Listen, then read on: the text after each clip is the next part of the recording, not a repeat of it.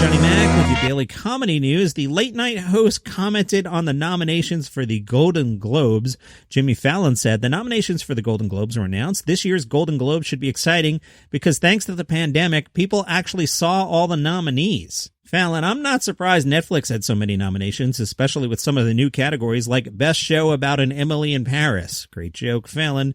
Seriously, who's having a better year than Netflix? I mean, even Purell is jealous. Fallon, seriously, who's having a better year than Netflix? I mean, even Purell is jealous. Think about it, Fallon. It was a big day for all the streaming networks like Netflix, Amazon, and Hulu. Meanwhile, NBC is like, why are we hosting this again? Great joke, Fallon. Yeah, NBC only had one Golden Globe nomination. When they heard that, CBS, Fox, and ABC were like, wow, what's your secret? That's brutal, Jimmy. Jimmy's going to wind up on Peacock. Jimmy again, this is great. Sacha Baron Cohen was nominated for Borat 2, while his co-star Rudy Giuliani is being given a Lifetime Impeachment Award. Little hacky. Kimmel, Sacha Baron Cohen was nominated for Best Actor for his movie Borat subsequent movie film, but poor Rudy Giuliani was snubbed for his brilliant turn acting like he was just tucking in his shirt.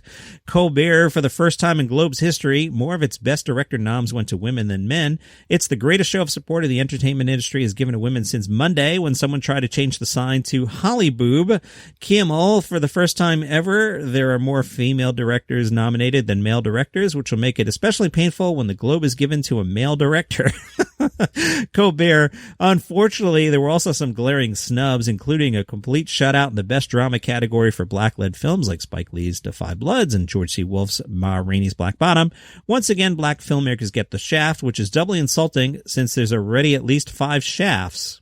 Fallon said, seriously, when they announced the nominees for Best Foreign Film, I was like, holy crap, I know all of these. He went on to note that Netflix led the way with 42 nominations, saying, granted, it took them 10,000 movies and shows to get there, but still impressive. Honestly, it's like winning roulette after putting chips on every number. I'm just thankful we had Netflix during the pandemic. Without them, it would have been like, and the Golden Globe for Best Motion Picture Drama goes to Scoob. Hey, remember last Sunday when I ran the funny business category on Jeopardy? They did it one other time when it aired on April 1st, 2019, episode 7961. Let's take funny business for 200. On this sitcom, Mac is a big fan of Chase Utley of the Phillies and wore a special letter to him. What is It's Always Sunny in Philadelphia? That was easy. I will take funny business for 400. Amy Schumer and Gabriel Iglesias are alumni of this NBC competition show. Do y'all know it out there? The question, what is Last Comic Standing? I'll take funny business for 600. Comedy Central show titled This Guy For You, and it had an episode about a viral scheme that involved a pig saving a baby goat. This is much easier than last week.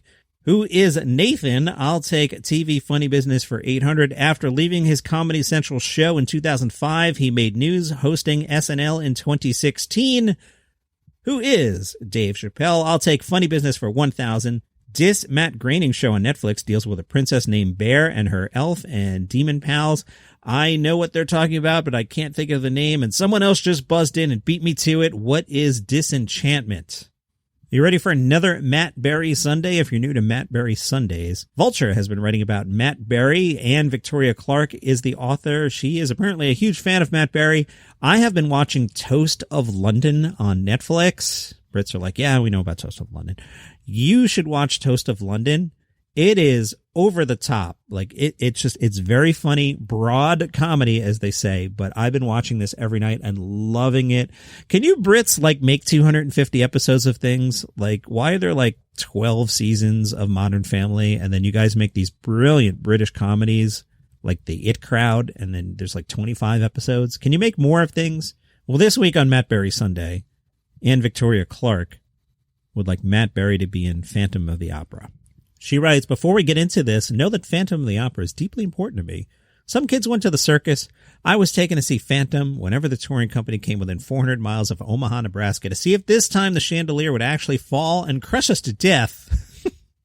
It is no question that Matt Berry is the Phantom of the Opera. Think about it. The Phantom is a cloistered musical genius who lives in a lair beneath an opera house, playing the organ all day, popping out every so often to demand money, do a murder, or kidnap a young singer. Meanwhile, Matt Berry is a composer. He's fiercely private. He's faced off with Michael Ball. He can wear the absolute hell out of a cape. And he named his last album Phantom Birds in what was clearly a Freudian slip. Barry's phantom status is clear. He's also the best choice for almost every other male role in the show, all of whom fit the kind of boisterous Englishman Barry's played many times, romantic lead in the opera house patron Raoul, theater owners Furman and Andre, and obviously the gruff stagehand Joseph Bouquet. Obviously, but I think it's also important that we give Barry a real challenge, so he should also play the Phantom's protege and obsession, Christine. I also think Barry should rework the music. Yes, it's one of Andrew Lloyd Webber's best works, but that's why these new arrangements would be so exciting. A chance to hear something great for the first time all over again. Barry loves synths, so he could maintain that grandiose 80s vibe while adding some of his folksier rock elements. Matt Barry is Phantom of the Opera, assuming Andrew Lloyd Webber signs off on all of this. Vulture spoke to the late night writers about, life during Trump. One of the anonymous writers Vulture spoke with said Trump was certainly a convenient target for subjects it might be difficult for hosts to talk about otherwise. Police brutality, Black Lives Matter, the wealth gap, immigration policy. We're about to see an unprecedented eviction crisis under a Biden administration. How are we going to write our little yucks when we can't blame Trump for all of it? Very few late night hosts are equipped to deal with those things, so we'll see how it goes. One thing that stood out to me was this year's DNC. At that point, we were all working remotely, but even on Slack, it was more fun joking about the other writers in the digital room. I remember thinking about this during the event. Oh, this is better and easier to write for. I don't personally love the Democratic Party, but it was definitely more fun to write jokes about that convention than the Republican convention the following week. I don't know if it was because Trump or just a natural consequence of writing jokes about anything for 4 years straight, but having the two conventions back to back certainly highlighted the comedic potential of one and the same old of the other, and mocking Trump felt pointless. I don't remember the last time I laughed at a Trump joke on any show, including my own. That's not an indictment of my show or the host or the writers. Just I can't find the humor in this anymore. I can write jokes and hope that someone else finds the humor, but none of it's funny to me, and it was useless. It doesn't hurt him. It doesn't do anything. It doesn't change anyone's mind. All right, that's your comedy news for today. Tomorrow, I will introduce the Daily Comedy News top dog, Comedian A versus Comedy B. If you cannot wait to find out who the matchups are, or if you just want to support the show, bounce on over to buymeacoffee.com/dailycomedynews. The matchup is already posted there. Otherwise, I'll tell you in the morning. You can also find out the matchup tomorrow on the Instagram page, which is Daily Comedy News. You can subscribe to this show for free on Apple Podcasts or just follow the show on Spotify. I appreciate you all. See you tomorrow.